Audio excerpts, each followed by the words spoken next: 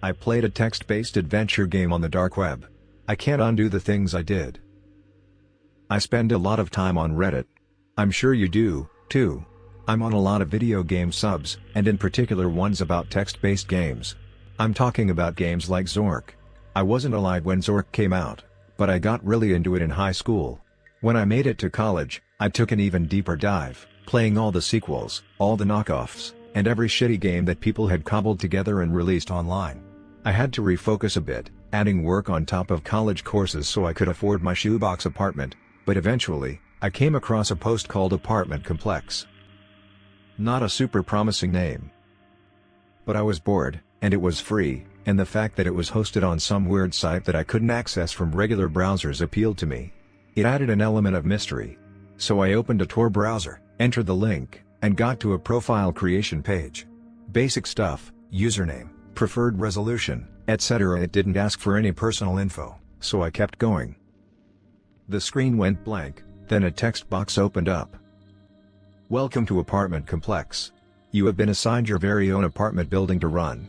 But this isn't any apartment building, because the tenants are going to be experiencing some pretty scary ordeals. You get to decide what happens next. Will your tenants survive? Will you accidentally butcher them all? The power is in your hands. Are you ready? Why not, I figured. I typed in a why more text appeared. Excellent. We'll start you off with an easy management level. You have 6 tenants, numbered 1 to 6. None of them know each other well. Enter a number to learn more about a tenant and begin to make decisions. I grabbed a 6-sided die off my desk and rolled it. 3, I typed. Intriguing choice. The tenant in apartment 3 is Cherie. She's 19 and a sophomore in college. All her friends know her to be outgoing and flirty, and she brings new guys back to her apartment multiple times a week. She doesn't want a commitment. She enjoys sex, but mostly she just likes not being alone. It's possible it's related to how she was repeatedly abandoned by her foster parents. Tonight, she brought home a young man named Thad.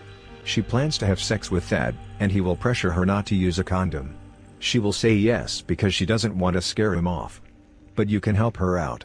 Should tonight be the night she stands up to Thad and tells him she won't sleep with him without protection at the risk of spending the night alone? I didn't realize this game would be so, domestic soap opera? Whatever, I thought, let's see how this plays out. I typed. Intriguing choice. Thad and Cherie start to get hot and heavy. When they are naked on her couch, Thad starts to try penetrating her, but Cherie stops him and says he needs to use a condom. Thad complains that it doesn't feel as good. Cherie tells him that it's more important than both of them are protected from STDs. She's feeling a little tense. Thad calls her a whore and a tease and throws his clothes back on. Cherie cries as Thad goes to storm out. Unfortunately, Cherie's door won't open. Thad checks and the door isn't locked, but it refuses to open. Furious, Thad storms back to where Cherie is still laying naked on the couch, crying, and begins to scream at her. Would you like to continue making decisions for Cherie, or try another tenant? 1, for Cherie, 2, for a new tenant. This game was weird and pretty retro, but I also found myself pretty intrigued by Cherie and Thad's story. The clunky stories in these games had a certain charm that made them very engaging. Fuck it, let's keep going. 1, I typed. Intriguing choice. Thad continues to scream at Cherie, who can't stop crying. She's afraid he might hit her. Thad hasn't decided if he will or not but plans to let his anger and lack of concern for Cherie as a human being guide his behavior. If things continue as they are, Thad will most likely beat Cherie to the point she will need to be rushed to the emergency room. Should Thad be stopped? Fuck, I mumbled out loud to myself. This got intense. I typed. Intriguing choice. A ceiling tile falls off. The edge cuts across Thad's jugular. Blood gushes everywhere. He is dead in seconds. What the fuck, I said to myself. What the fuck, the text continued to appear. Cherie is horrified. Much of the blood sprayed all over her. She's so scared, she starts to shut down. Cherie won't be taking any more actions for a while. Choose a tenant. 1, 2, 4, 5, 6. Damn, I thought. Looks like I'm not going to finish this game with a decent score. Keep plugging away though. I rolled the die again. 5. I typed it in. Intriguing choice. The tenant in apartment 5 is Clyde. He is 35 and works at the local First State Bank. His hobbies include snowboarding, tennis, recreational murder, 90s sitcoms, and fishing. He's home alone tonight after his girlfriend, Alicia, texted him and told him she was leaving him for his brother. He bought a gallon of chocolate chip cookie dough ice cream and is working his way through that in the 3rd season of Frasier.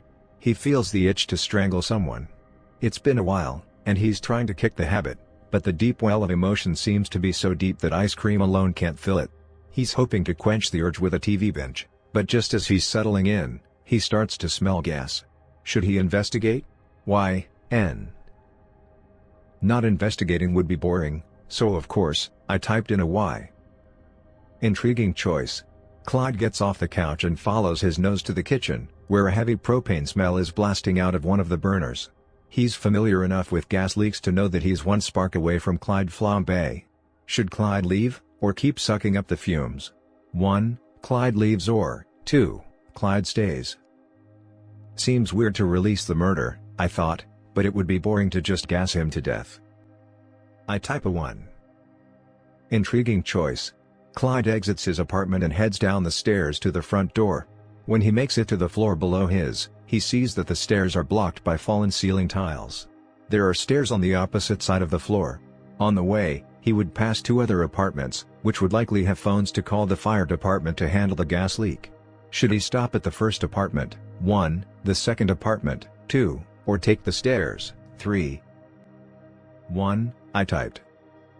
Intriguing choice. That was it. No more text. What the hell? I said under my breath. And then there was a knock on my door. I froze. Hey, anyone home? I sat as still as I could, making no sound. Seriously, it's an emergency. I'm pretty sure I heard some noise in there. I need help. On my screen, I saw more text pop up. Should Clyde keep trying the first apartment, 1, try the next apartment, 2, or take the stairs on the far end of the floor, 3? As gently as I could, I pressed 2. The clack of the key sounded like a gunshot in my head. Whatever, asshole. I know you're home. I hope you enjoy being a piece of shit, Clyde said. Then I heard his footsteps go down the hall. The apartment building I'm in is new and pretty well insulated, but I could faintly hear knocking on the apartment down the hall from me. I knew a college girl lived there. Hopefully, she isn't home. Wait. College girl? No, it couldn't be. The text started filling up my screen again. Clyde went to the next apartment and knocked on the door. He heard sobbing from inside. When the tenant inside didn't open the door, he tried the knob. It turned, but the door wouldn't budge. It looked like it was misaligned, and with the heat wave, the wood had swollen and jammed the door in place. Suddenly, I heard a smash from outside. I tore my eyes to look at my front door, but it was still solidly shut. The sound had come from down the hall. I looked back at my screen. Clyde used his shoulder to slam the door, and it popped open. He stepped in, calling to whoever was in the apartment. Walking further in, he saw a shocking sight: a man on the ground, his neck slashed open. A ceiling tile on the ground next to him. On the couch, a completely naked young woman. And, covering everything, a massive splatter of blood. Clyde grinned. Are you going to help Cherie, leave your apartment and go to hers, or do nothing while Clyde murders her? 1. This was so messed up.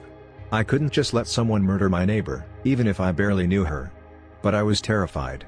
I got up, ran to my kitchen, grabbed the biggest knife I could find, then went to my door. I took 3 deep breaths to steady myself, then I unlocked the door, threw it open, and ran out into the hall. I looked over to where the other apartment was, and I could see where the door had been broken in. I ran as quietly as I could over there, and when I reached the door, stopped short and stuck my head around the door frame to see what was going on.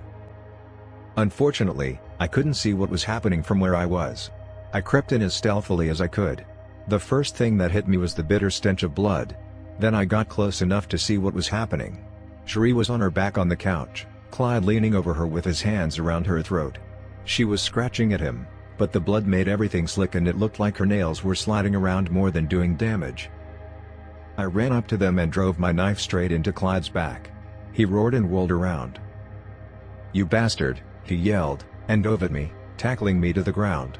He started pummeling me with his fists. There was little I could do to stop him. With each blow, I felt myself getting weaker, my vision going darker. And then Clyde screamed. I focused as best I could.